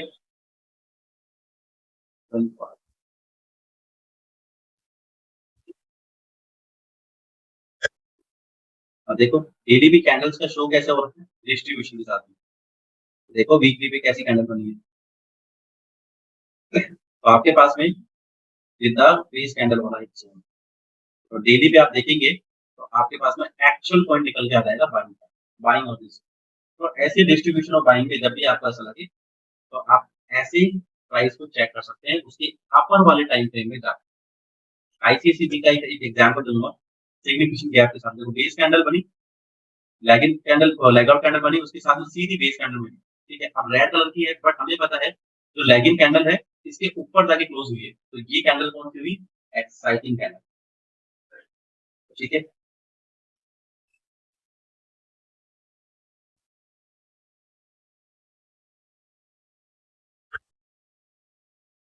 अब गाइस एक बात बताइए, जब भी आपको कोई फॉर्मेशन ऐसे मिले, इस फॉर्मेशन को क्या बोलेंगे? बेस बेस कैंडल्स ही मिले, बस बेस बेस कैंडल्स, कुछ मिले ना कंटिन्यूअसली ऐसे। ध्यान रखना गाइस, ऐसे एरिया को हम बोल सकते हैं कंसोलिडेशन, या ऐसे एरिया को हम बोल सकते हैं गार्बेज एरिया। कंसोलिडेशन एरिया या गार्बेज एरिया जब भी प्राइस बनाती है तो प्राइस कहीं ना कहीं ये इंडिकेट करती है कि प्राइस में एक तरफा शूट आने वाला है। ध्यान से कहना, जब भी हमें कोई गार्बेज एरिया मिलता है, जैसे मान लीजिए ये है, यहाँ से देखो प्राइस बेस बेस कैंडल सी बना रही है इस पॉइंट से लेकर यहाँ तक, ठीक है। अब इस वाले स्टॉक में एक तरफ ही शूट आएगा, या तो अप साइड में या फिर डाउन साइड में, ठीक है। ऐसे ट्रेड हम ले नहीं सकते हैं, बट ऐसे ट्रेड हम जब लेंगे जब हमारी प्राइस एक्शन यानी कि उस स्टॉक का प्राइस हमारे फेवर में चल रहा होगा, और हमारे फेवर में चलने के बाद में कोई गार्बेज या कंसोलिडेशन कर रहा होगा, तब हम इजीली पता लगा सकते हैं कि प्राइस जो शूट होगी वो कहाँ होगी। डिमांड देखा था ग्रुप में कैसे चला, देखो बड़ी बड़ी कैंडल्स बनाए। अब हमें पता था कि डिमांड इस वाले डिमांड जोन से चल रहा है, ठीक है,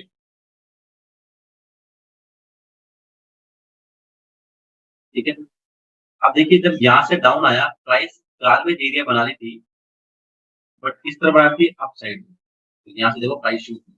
तो ये जब चीजें है ना, ये सब एक्सपीरियंस के साथ में आएगी। ये मत सोचना कोर्स कंप्लीट किया आपने ब्रेकआउट रेट निकालना सीखे, पॉसिबल ही नहीं।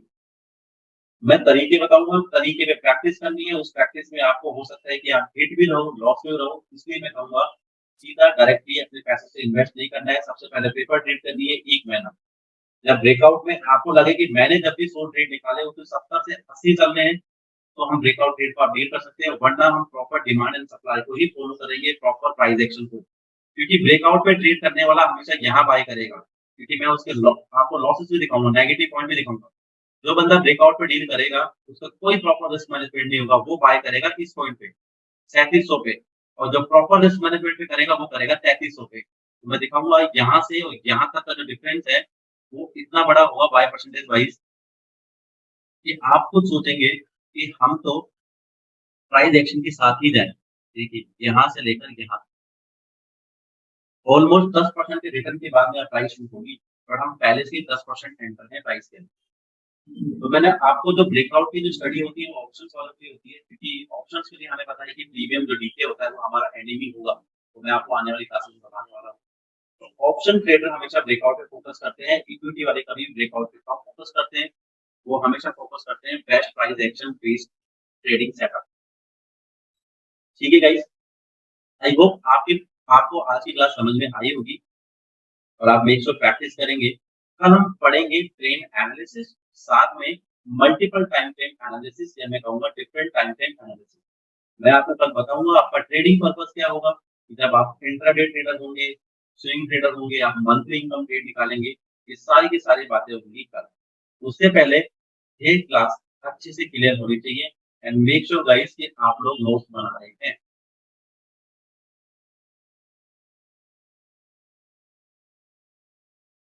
जो चार्ट डिस्कशन होंगे ना सौरभ, वो होंगे मेनली कल की क्लास के बाद। फिर उसके अलावा हमारे पास में काम ही नहीं है।